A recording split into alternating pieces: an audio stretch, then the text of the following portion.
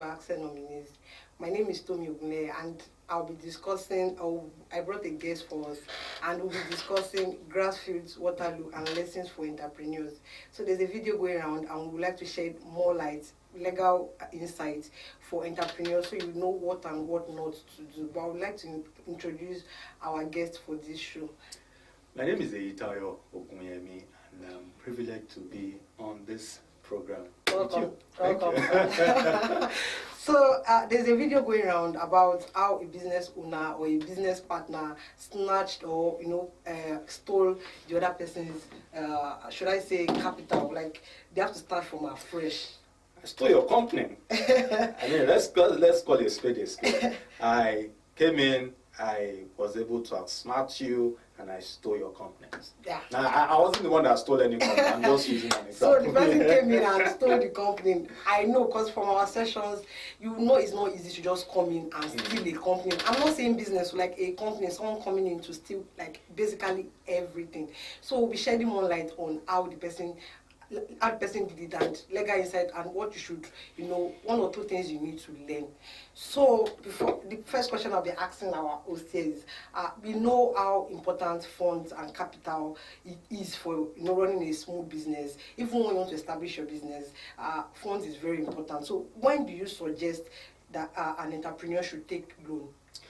All right, thank you, Tommy. So I actually took time to view that 20-something minutes video from Crystal, and it's both interesting and also very emotional. Okay. That somebody can invest time and effort into building something. It's like bringing to life a baby, and then along the journey somebody says, "Oh, let me be the co-parent of this baby," and then you entrusted everything into that person's hands. So really what we are talking about here is the fact that somebody committed everything about the baby to the other person. And then, some people could say, "Oh, this was so careless of you." Some could say, "Look, I've been in those shoes before, you can't blame her," and all of that. But I think one of the things that all this boils down to, which is the question you have asked, is a question of finances. Yeah.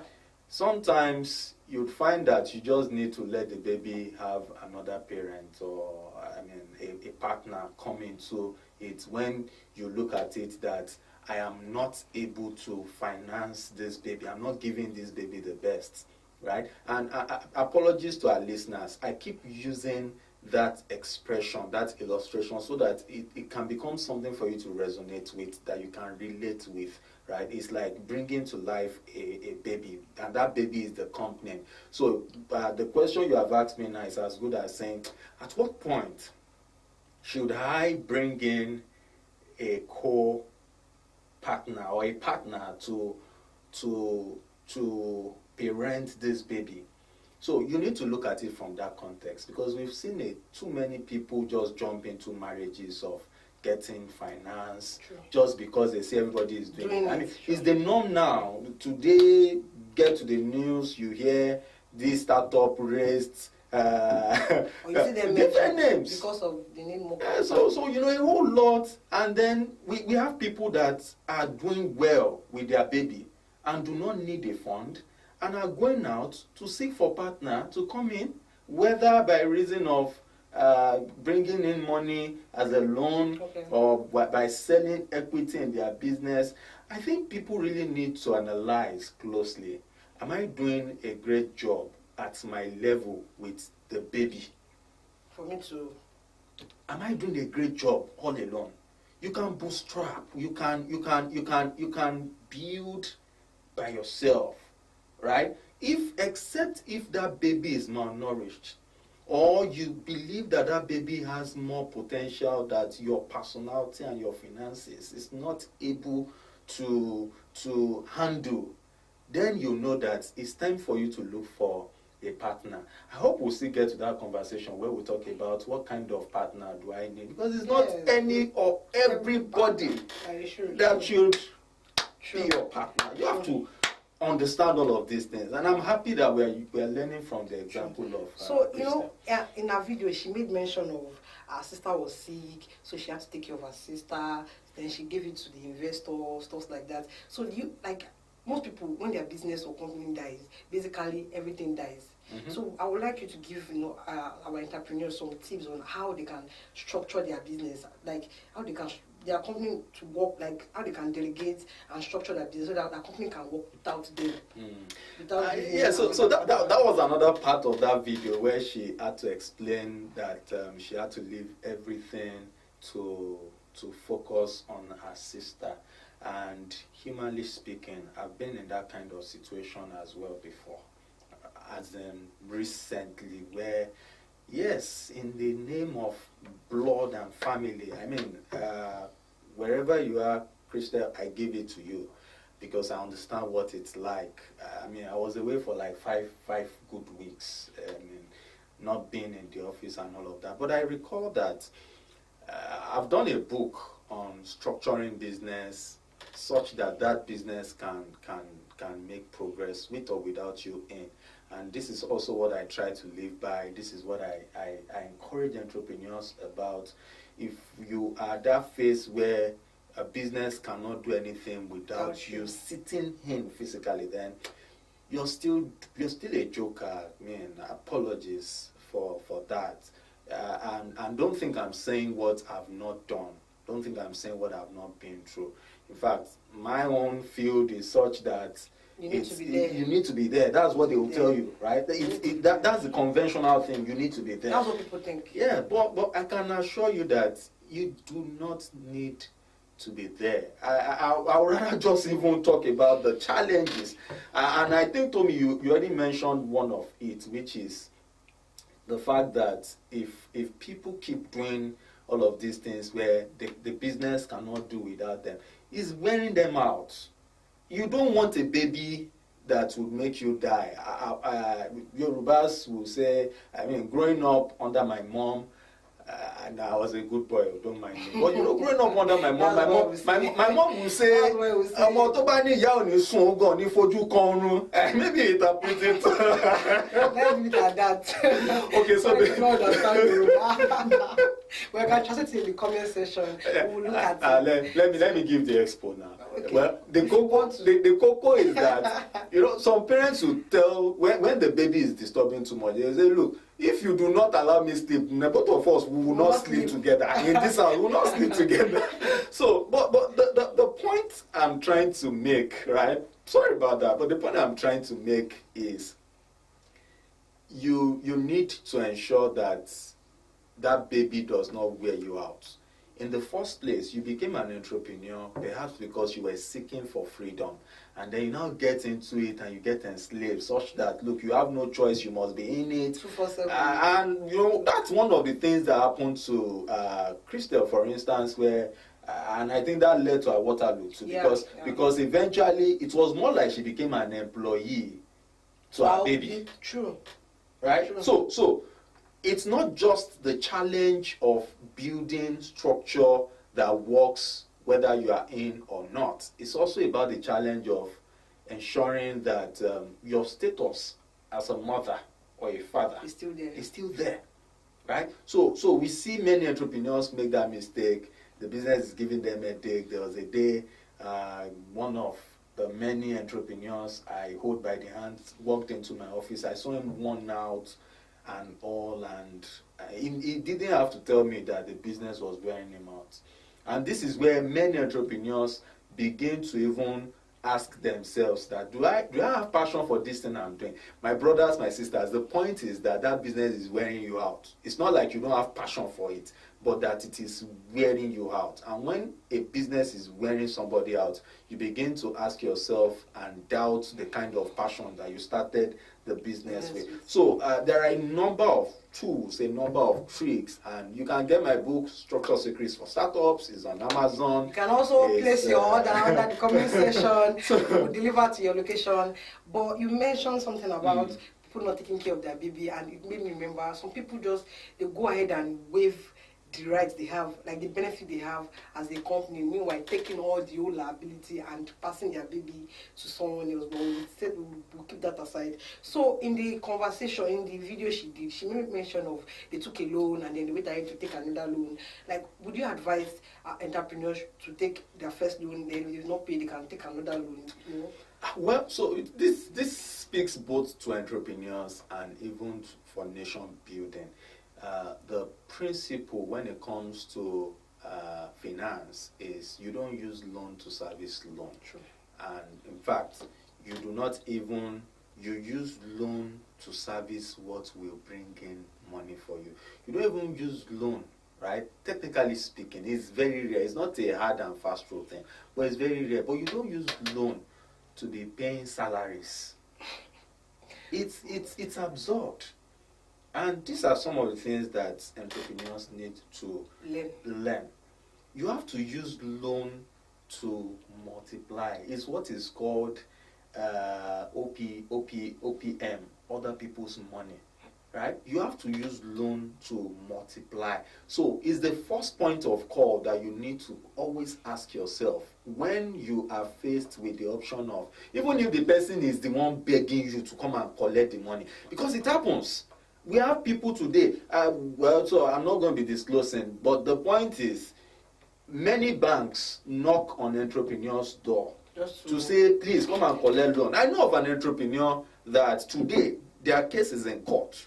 And he keeps saying, I didn't need this loan when these people came to meet me. They begged me. They called me. They begged me. Now I collected it, something went wrong, and then we now land in court, blah, blah, blah, and they are acting as if they don't know me again. You know, these are practical things that happen. So you don't do it for the sake of doing it. You must be strategic about it. You can use other people's money to multiply your resources and build a massive conglomerate, but you must know when that is needed.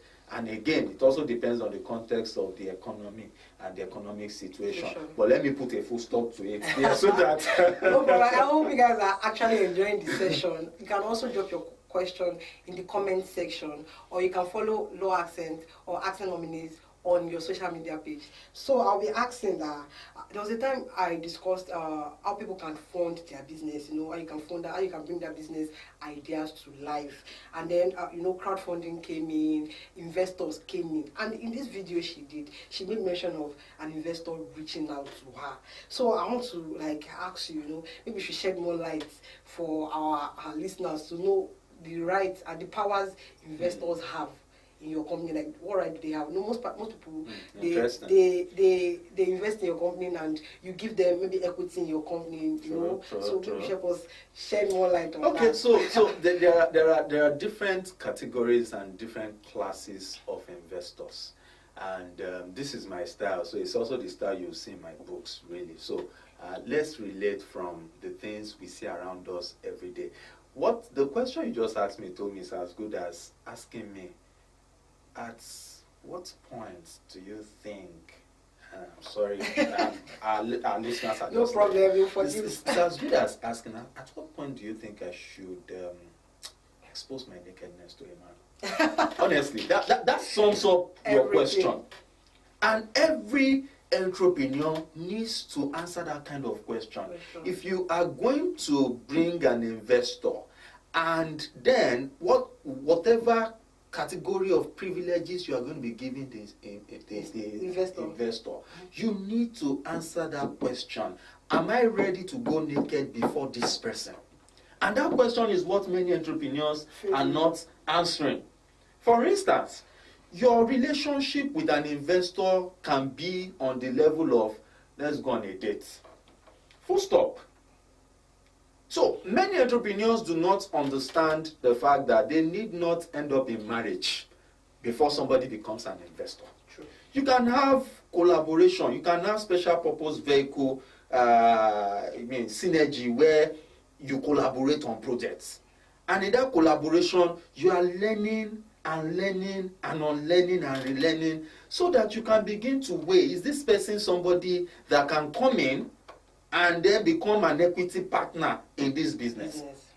And I think one of the issues in the video that we just viewed is the fact that the person in question did not take time to do proper due diligence. You don't bring a stranger to your bed. You need to also do your own proper due diligence and be sure. I mean, I give it to our men out there, and this is not about men thing. It's not. It's about men thing. It's about men thing. But the point is that men, guys, we get mouths. Please, let's ignore that. Let's ignore that. But all of these things I'm saying, I just want you to keep picking ideas and thoughts. If I'm using the word men, I am talking about those that present themselves as I am capable, and it's a first point thing, and you've not taken your time to investigate how capable they really are. So it doesn't have to be a man in the technical sense. It can be a woman. It can even be a corporate body. It's not everybody you see that you open your nakedness to and say, just because I am helpless about this baby, please come in. Let us be on the same bed. There are relationships that you should put a full stop to at the level of friendship. There are relationships. There's no friendship in business. Oh, no. The friendship I mean is figurative. Okay. It's figurative. We can collaborate. That's friendship. But we don't need to co-own. True. You get? It can be a date. We have a project, we can work on it together. You are still you, I'm still me. I think that was the mistake she made. So she didn't know it. Due diligence, you need to investigate. You can then even have a courtship. Courtship, you can see, your company, my company, let's have a special purpose vehicle. But let's not come together and say you are in my company. True. So, and I think we need to start talking about all of these things and then relating with people from the context of what they easily understand. Because the idea of corporate financing and the idea of business structuring has been, it's been so absurd that people think you need to be an MBA candidate before you understand all of this. There are things that are in our very face that we see everywhere. So for me, these are the challenges. These are things that I think could have been done better. And then you can, from what you decide, you can then begin to say, these are the limits and these are the privileges that I can give. Whatever privilege you can give somebody at the level of courtship, give. But you know that it's not the same thing when it comes to marriage. And I believe that with that, it resonates something that guides you on how to handle relationships in your business. Okay. So, thank you for that. So initially now, the investor coming in, but I think like with an agreement, like would it help if there was an agreement? Oh, definitely. In my book, Think Like a Lawyer, I summed that book up by advising entrepreneurs that, look, you need to write it when everyone is smiling. That's when actually you actually sign it. You need to. I can tell you categorically, I wasn't there, but then I'm speaking from having analyzed many entrepreneurs over the years, that what leads to a situation where entrepreneurs become enslaved in their own business is that at the very first time when they needed to have defined things, they didn't define it, and their nakedness was now fully exposed, whereby they knew that it was too late, and then they kept just hoping and surviving, and then at that point they were already enslaved. Already gone. So you need to invest in writing it when everyone is still smiling. And it's not just about writing it. Okay. This kind of conversation we are having, entrepreneurs need this kind of, enlightenment. Because you can write it and still enslave yourself. That's another thing. You can write it and not understand certain concepts, and then you sign off on those concepts. You then have been looked at to have sold your birthright, legally speaking. So it goes beyond just now ensuring that whatever agreement is there is being put in writing. It goes to the place of understanding what should be your privileges and rights. For instance, is there any conversation around founders' rights? Are you looking at that look, it has to be established that I brought to life this baby. What are you bringing to the table for me as an appreciation that I brought this baby to life? And that's just one of many things that you need to consider. So, entrepreneurs, I hope you can listen and you can hear that most times when we are seeking maybe for fund or a partner reach out to us, please put all emotions aside and think reasonably, because this baby you just betted to is not, you know how hard it is to just 9 months to a baby. Most times 9 months that baby is my even more than 9 months. Some baby take like 2 years. Just having that idea in your head is not enough. Just imagine you implementing it and someone comes out from nowhere and snatch your baby. I can't imagine what you go through. Imagine mothers, what they go through when they can't find a baby for just one day. They will start checking out scatter. But let's leave that aside. So I'll be asking investors and partners, do you think they are the same? I do not think so. A partner can be an investor. Okay. Right?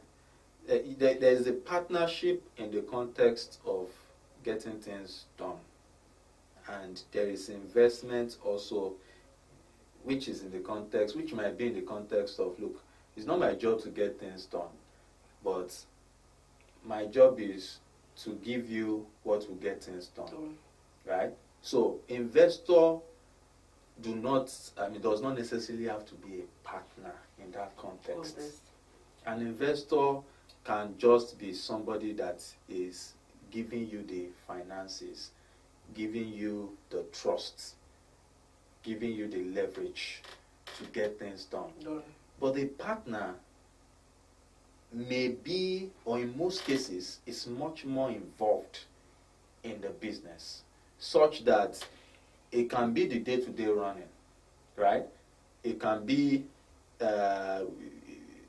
whether even not day-to-day running, but maybe on the board, right? Okay. So these are things that technically you want to look at and then understand where you should put everybody in their space. In their size. Put everybody in their size. So you made mention of there are different types of partners. Like, we would like to shed more light on that, because I noticed that there was a time I discussed, though I didn't fully discuss, because I know I was bringing this wonderful guest. I was going to be discussing on everything. So some partners will want to take, liabilities. Some will not want to take liabilities. Therefore, shed more light, because I know me myself will not want to take liability for everything. Well, so all of these things really, they are just technical semantics. But by law, we have what is called a limited partner. We have unlimited partner. Depending on the kind of registration you do, we have what is called designate partner.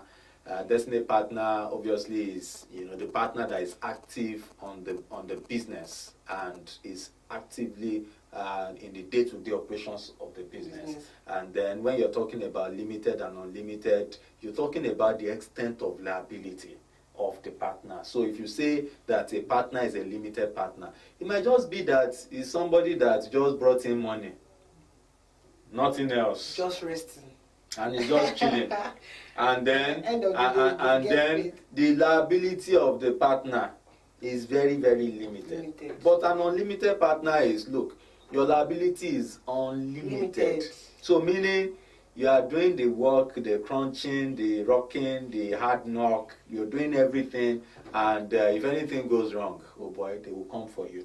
And so that you don't think that you are a limited partner, it's good to also give a caveat that the day you actively get involved in a transaction, you are considered to be an unlimited partner for the sake of that transaction. So I hope you heard that part. For the sake of that transaction. Most times you just waive. When we do things, I notice that there's some actions we do that we basically waive our right. And imagine a limited partner trying to waive his right during that transaction and becoming an unlimited partner. So don't think that is by your tag, I am a limited partner. The day you do something other than that, that limitation, there will be UN to it. You will see unlimited partner. So, now I think we'll have to come back to investor, because I noticed that in our video she made mention of he was in charge of the money, he was the signatory, and everything.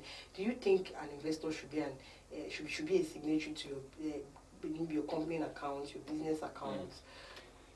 Tommy, you want me to expose? You want me to expose the secrets of investors? Please expose. Entrepreneurs need to just tell us maybe two tips, and then if he tells you these 2 tips, make sure you get the book because everything is in the book.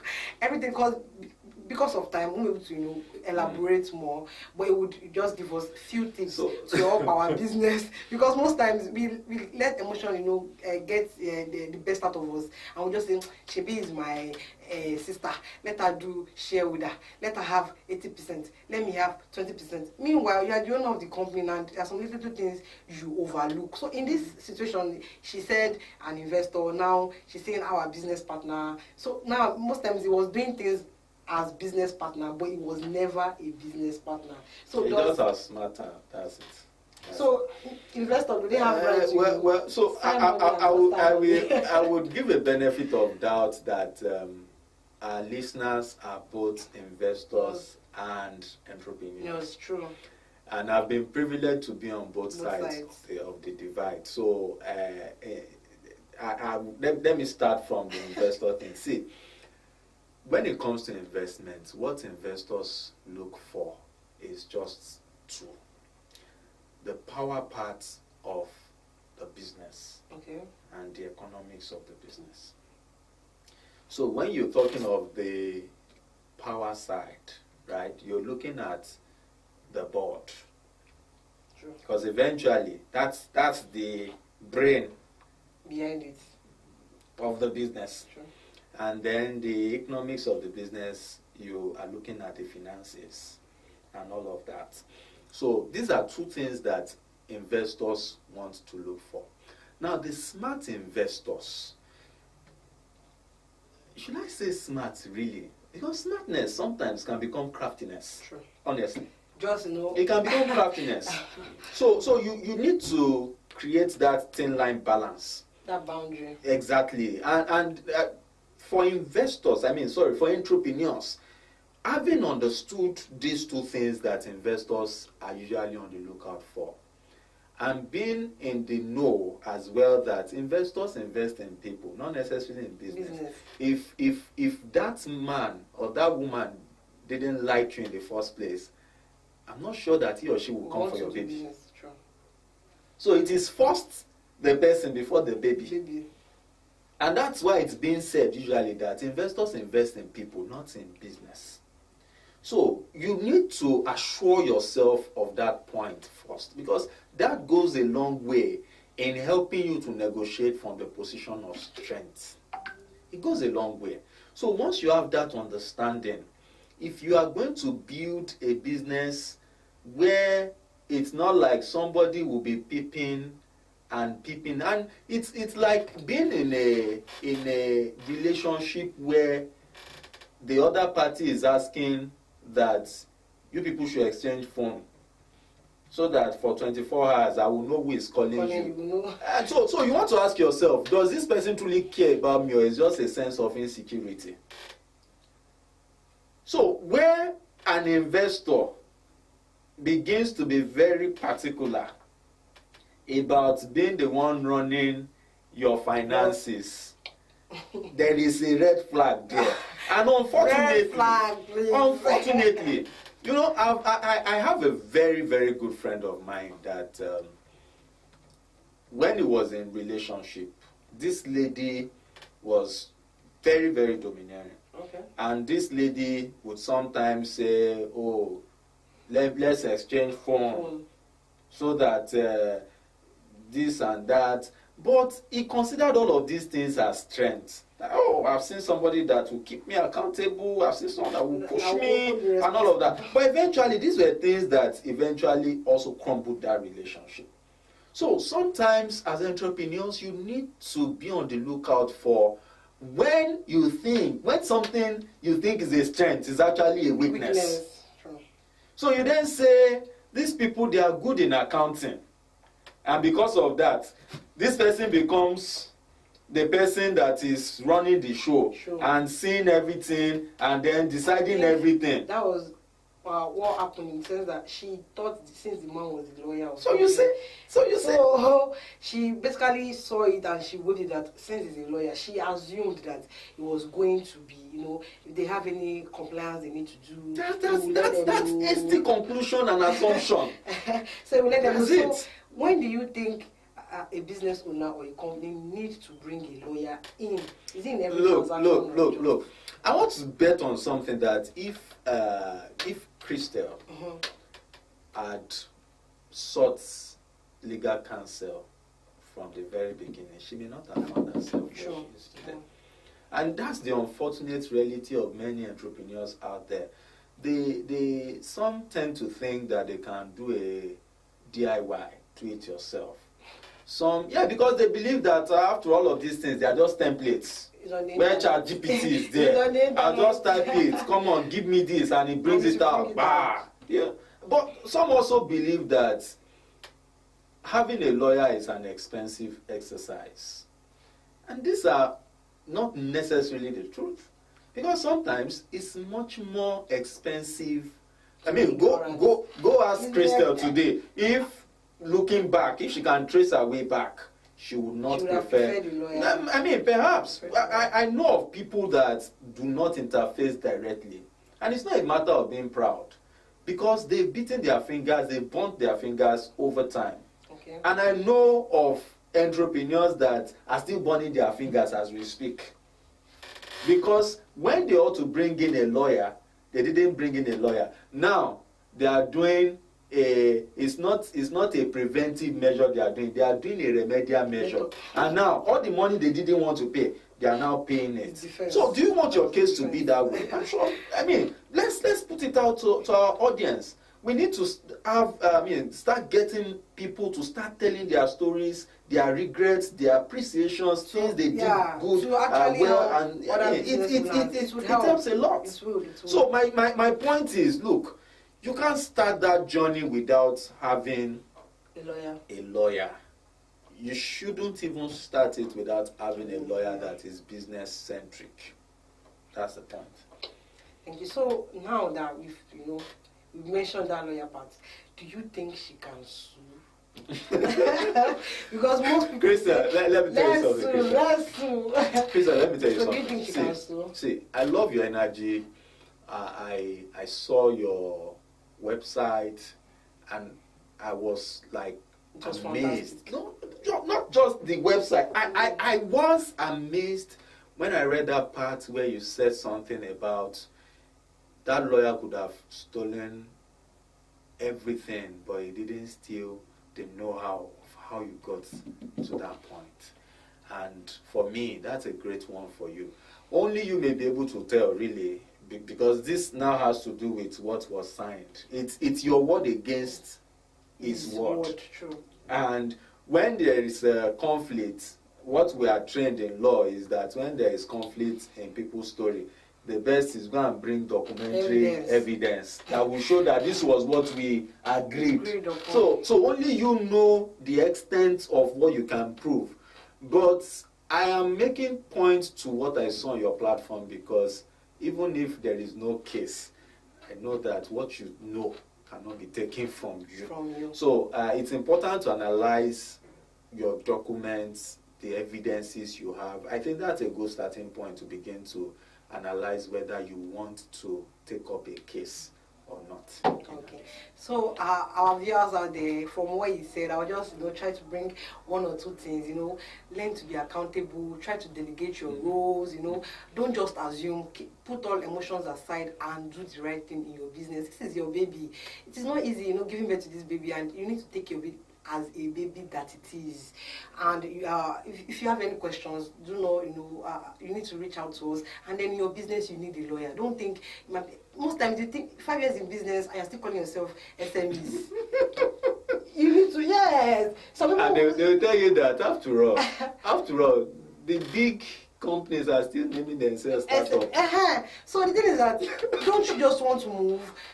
I know the beginning is not easy, but don't just remain stuck in that stage. Of course, you know when to expand. If you need to bring a lawyer in to help you, a business lawyer or a commercial lawyer to help you with that, then that's fine. In fact, you need it from day one. If you know you can't afford one, look for one that is within your budget that you can afford. You know, ignorance does not pay, because later you regret, and we don't want that for you. And let me ask my host again. Maybe he has one or two things. My guest, sorry, maybe he has one or two things to add. Maybe he wants to, you know, as a bye-bye. And then do not forget to get his book. You know, he has 3 books written. You can drop a comment for you to get yours, and I'll, you know, give him the ground to add one or two things before we. Tommy, thanks so much. I mean, you said a whole lot of things that entrepreneurs need to listen to over and again. For me, the first thing I will tell you is, look, I mean, this is just a recap. Know who you want to go out with. Don't just say yes to all Tom, Dick, and Harry. And then define the relationship. Define it soon enough. And once you define it soon enough, ensure that a lawyer is your friend. If you can't afford one, make sure one is your friend. I can give you a legal advice. All these things I've said, I said them in a proverbial manner, right? And begin to relate them to that business. That business is not, I mean, that baby, which is the business, it's not for you alone. It's not for you alone. You have to, there's this proverb, and I think it's a Igbo proverb, that says that it takes a community to raise a child. So it's not a you thing. If you want to begin to think in the context of succession planning, which is another conversation we should have one of these days, that baby is not your baby alone. You should begin to think, project towards how can you ensure that this baby grows with or without you, and even when you are gone, the baby can continue to thrive. When you have that mind shift, you'd find that, you know, everything just changes around you, and you have that, you're able to discern, you have that discernment on who and who should join you on that journey. I hope that this helps. Don't give them too much tips so that they can sit on the book.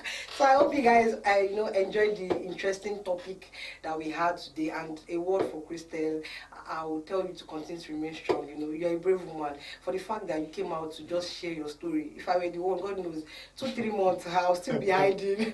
I will not say, but the fact that you came out to share your story with other entrepreneurs shows how strong you are. And we are rooting for you. We can't wait for you to get your life back on track. So, Christelle, continue to be brave, be you, and try to get a lawyer. I think that would help. So thank you for joining us today. We hope to see you next time, you know, next time by this time, and follow us on our Instagram and all our social media platforms. So thank you for joining.